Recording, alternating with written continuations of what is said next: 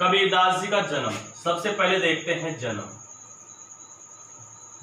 1398 ईस्वी में हुआ था।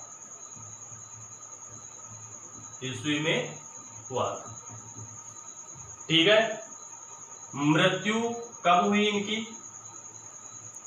1518 ईस्वी में।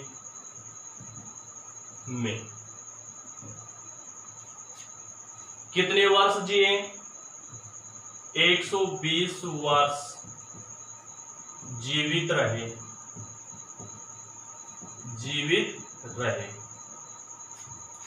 एकमात्र यह संत है कबीरदास जी जो सबसे ज्यादा जीवित रहे थे। 1398 ईस्वी से लेकर 1518 ईस्वी तक कबीरदास जी जीवित रहे।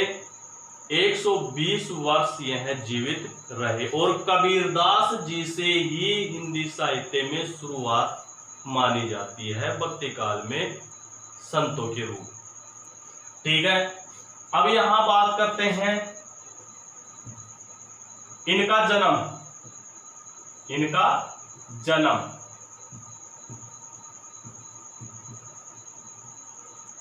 माना जाता है कि एक विधवा ब्राह्मणी के गर्भ से हुआ था।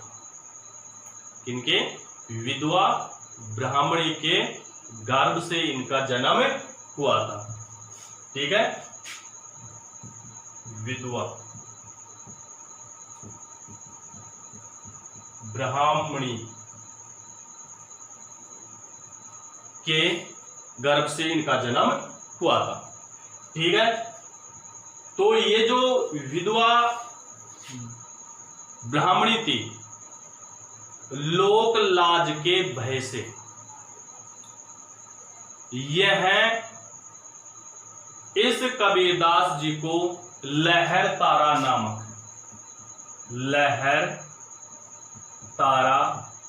नामक तालाब पर छोड़ देती है। लहर तारा नामक जो तालाब था, उस तालाब के ऊपर यह ब्राह्मणी है, ये क्या कर देती है?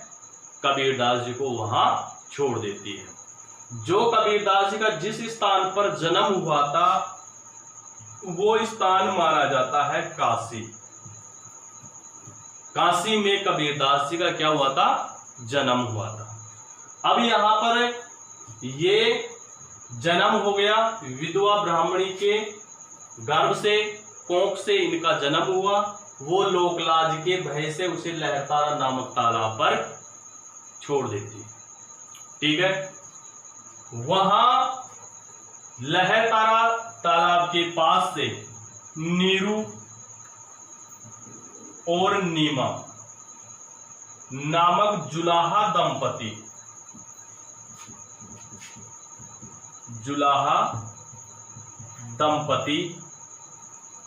वहां से जा रहे थे।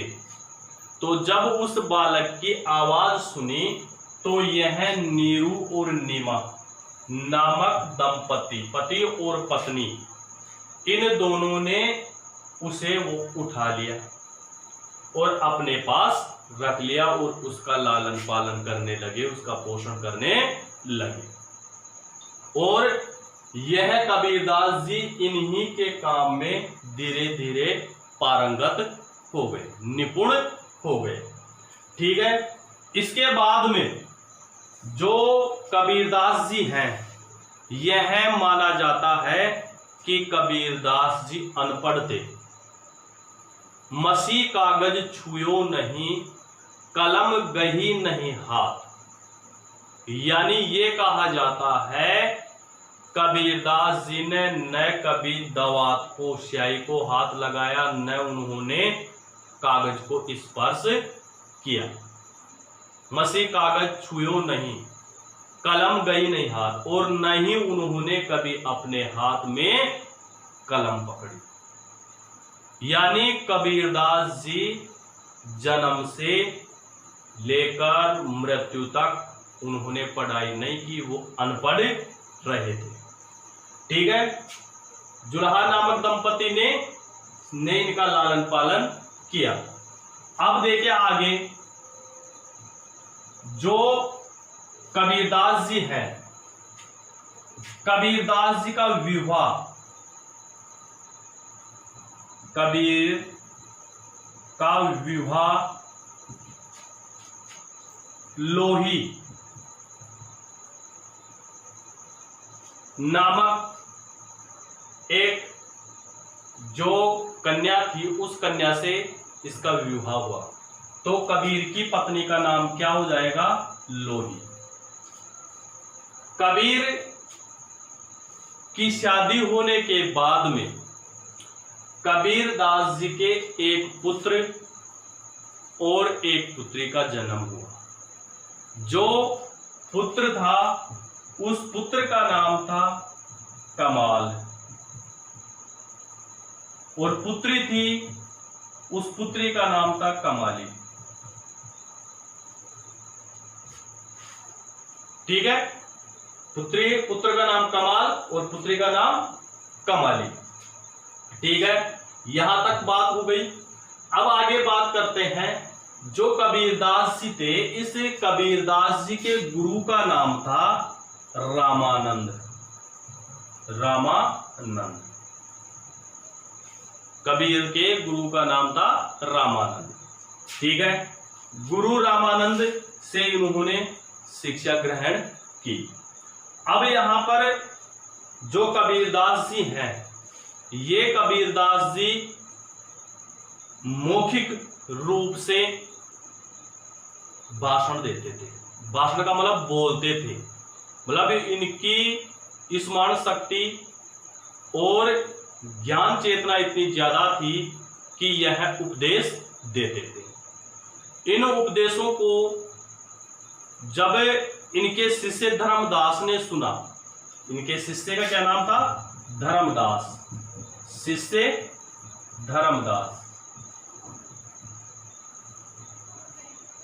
शिष्य कौन? धर्मदास। धर्मदास ने सुना तो इनकी रचनाओं का, इनकी वाणी का उन्होंने संकलन करना शुरू कर दिया। कबीरदास जी बोलते जाते थे और धर्मदास जी हैं वो लिखने लग जाते थे। ठीक है, धर्मदास ने बीजक नामक ग्रंथ है वो कबीर का माना जाता है, जिसमें 3 रचना मानी जाती है प्रमुख रूप से, साखी, सबद और रमेनी।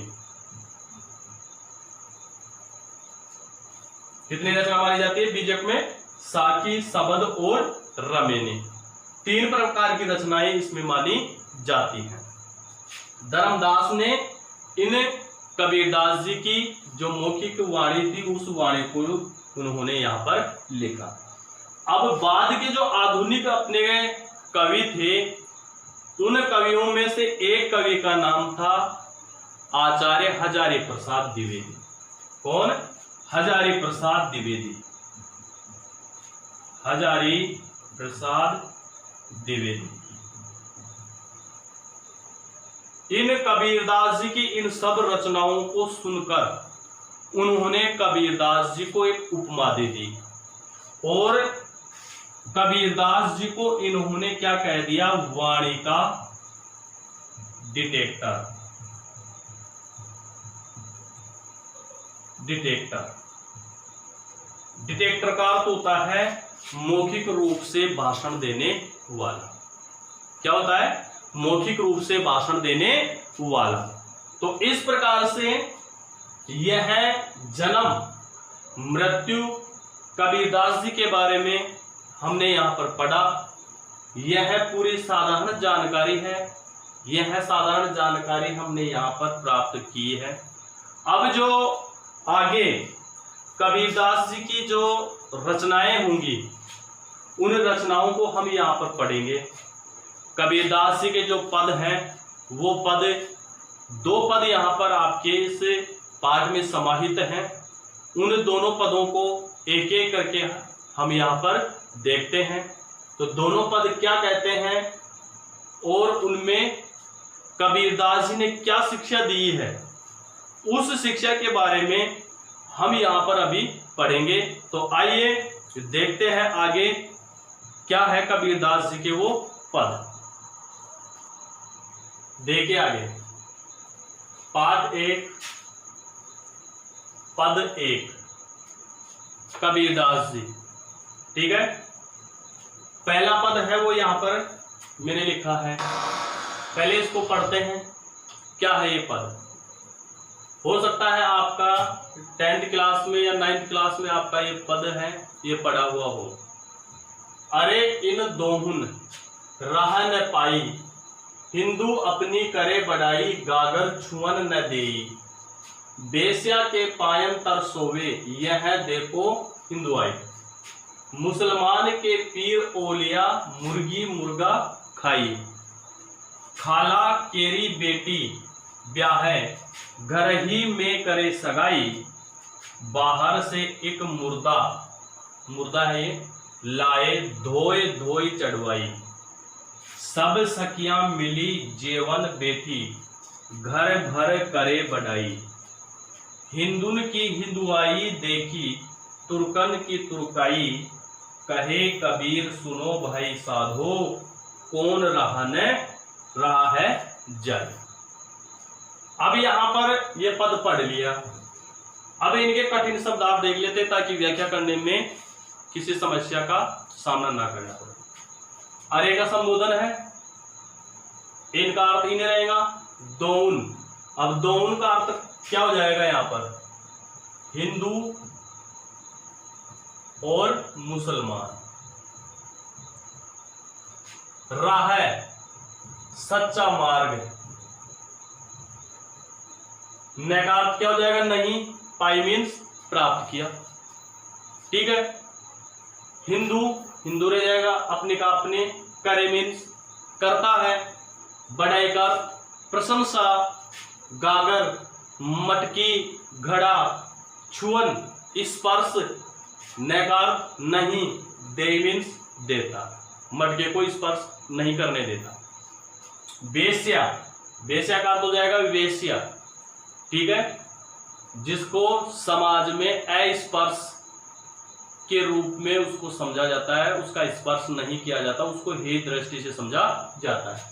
पायन पैरों के, तर पास या नीचे, सोए मीन्स सोते हैं, यह देखो हिंदू है, यह देखो हिंदू धर्म की प्रशंसा, हिंदू धर्म के महत्व।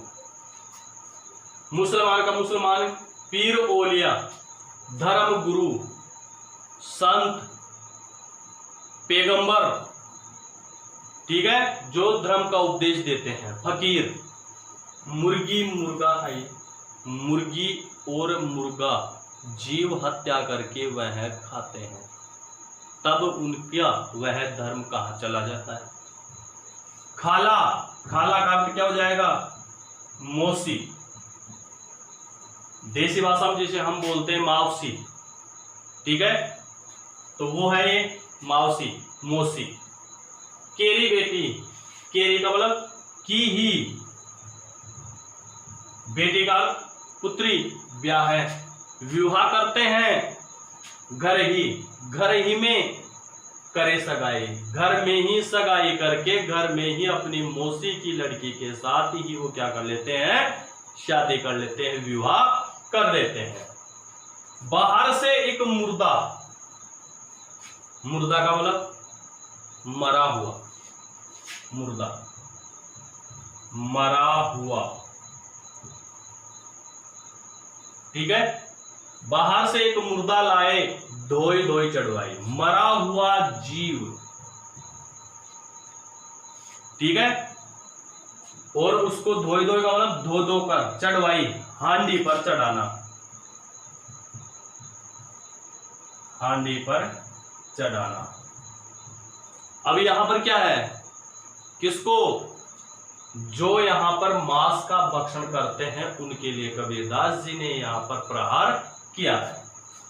सब सखियां, सखियां का अर्थ सहेली, क्या हो जाएगा? सहेली। मिली का अर्थ मिलकर, जेवन, जेवन का अर्थ क्या हो जाएगी? जीमने या जीमण।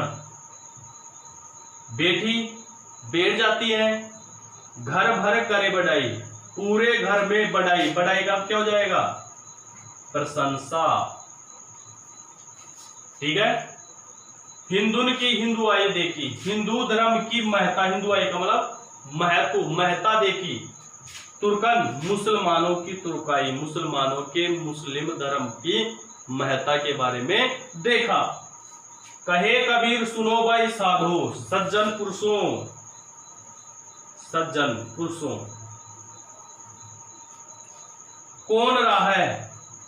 राह का मतलब सच्चा मार्ग, यही बात वापस आई है लौट के, मार्ग, जाए मीन्स जाते हैं। अब मुझे समझ में नहीं आता कि इन दोनों में से कौन सच्चे मार्ग पर जाता है। दोनों ही हिंदू और मुसलमान, दोनों ही धर्म में मेरे को कमियां नजर आती हैं। तो अब ये दोनों कौन से धर्म, कौन से सच्चे मार्ग की ओर जा रहे हैं, मैंने तो जो कमियां हैं वो कमियां यहां पर आपको बताई हैं। अब यहां पर देखते हैं क्या है। यहाँ जो कबीरदास जी हैं, ये हिंदू और मुसलमान जो अपने अपने धर्म का बाह्य आडंबर करते हैं, दिखावा करते हैं, उन दिखावों के ऊपर कटाक्ष किया है, उनके ऊपर प्रहार किया है। जो राम और रहीम में दोनों में फर्क मानते हैं, भाई ये राम अलग है, ये रहीम अलग है, अल्लाह अलग है, उन दोनों को बांटने वाले हिंदू और मुसलमान दोनों पर उन्होंने क्या किया है? प्रहार किया है। क्या कहते हैं कबीरदास जी? अब आगे देखते हैं। अरे इन दोनों राह ने पाई, हिंदू और मुसलमान दोनों को संबोधित करते हुए कबीरदास जी कहते हैं कि इन दोनों ही, हिंदू और मुसलमान दोनों ने ही सच्चे मार्ग को प्राप्त नहीं किया है, यानी ये अब भी सच्चे मार्ग की ओर नहीं जा रहे हैं। ये राम और रहीम दोनों पर ही क्या करते रहते हैं? आपस में झगड़ते रहते हैं। तो ये अब भी सच्चे मार्ग की ओर नहीं जा रहे हैं। अब एक एक धर्म का यहाँ पर कबीरदास जी हैं वो खंडन कर रहे हैं। हिंदू अपनी करे बढ़ाई, आगे कबीरदास जी कहते हैं कि हिंदू धर्म को मानने वाले हिंदू हैं, वह अपने धर्म की बढ़ा चढ़ाकर उसकी प्रशंसा करते हैं कि मेरा धर्म बहुत अच्छा है। वह अपने धर्म को बहुत ज्यादा महत्व देते हैं, सर्वोपरि समझते हैं। गागर छुअन न दे, वह अपने घर में स्थित पानी की भरी हुई जो मटकी होती है, उस मटकी को भी अन्य लोगों को स्पर्श नहीं करने देते हैं।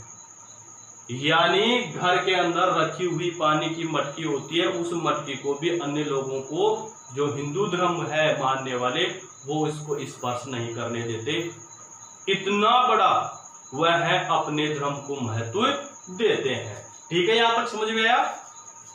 बेस्या के पायन तर सोवे, फिर आगे उसने कमी गिना दी कबीरदास जी ने। क्या? वहीं दूसरी ओर समाज में हे दृष्टि से समझे जाने वाली तिरस्कार नजर से जिसको देखा जाता है वेश्या, वह वेश्या के पैरों के पास जाकर वह क्या करता है?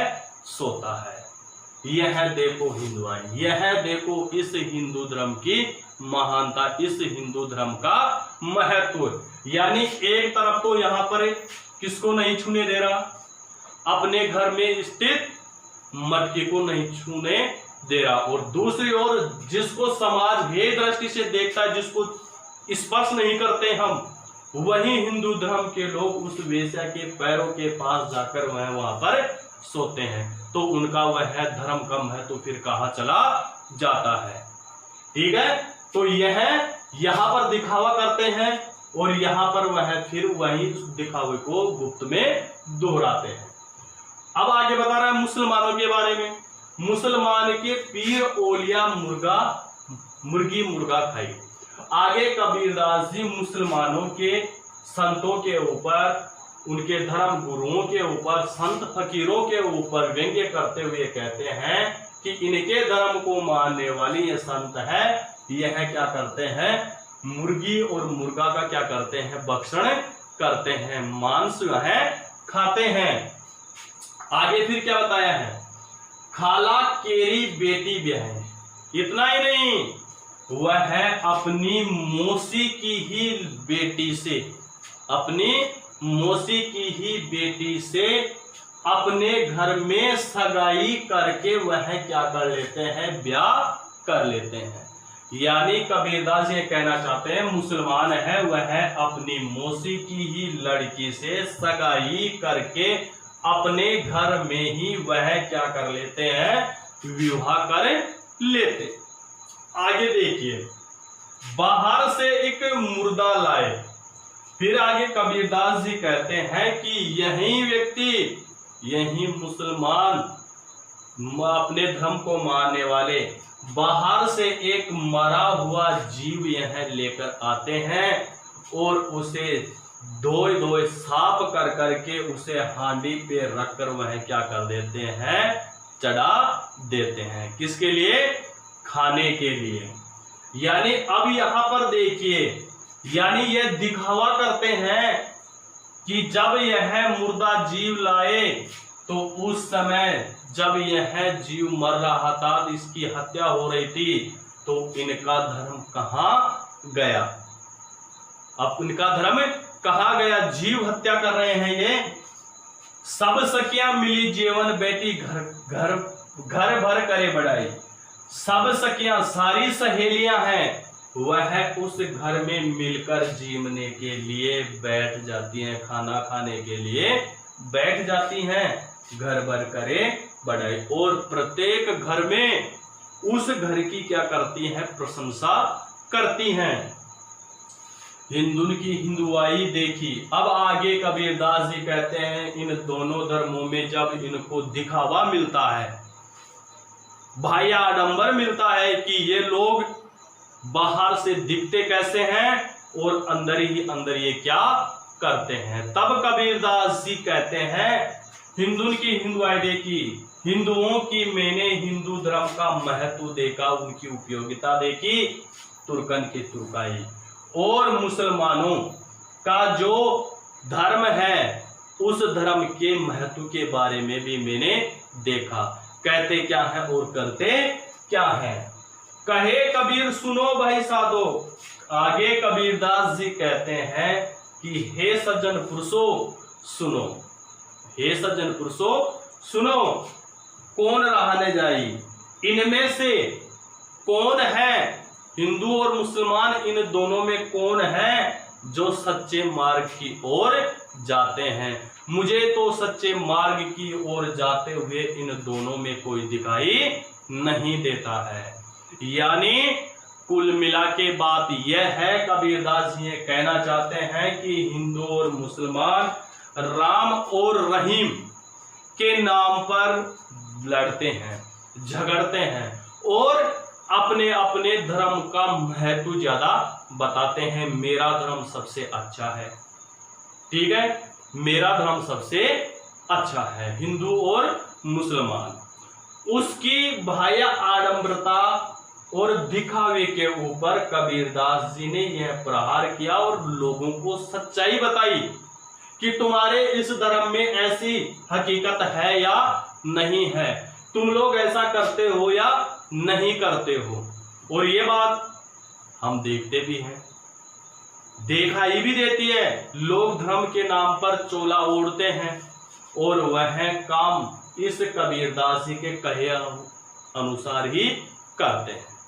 इस प्रकार से हमने यह पद है, यह हमने देखा है। अब यहां देखते हैं, यह जो कबीरदास जी की भाषा है यह सदुकड़ी है, ठीक है, या फिर इसको बोल सकते हैं आप पंचमेल खिचड़ी। कौन सी? पंचमेल खिचड़ी, ठीक है। इस प्रकार से इसकी यह भाषा हो जाएगी।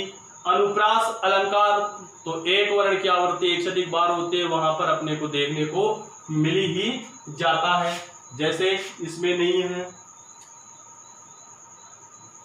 इसमें भी नहीं है। अब आगे देखते जाओ, दो वर्ण यहां पर अपने को मिल जाए तो वहां पर क्या हो जाता है, अनुप्रास अलंकार हो जाता है।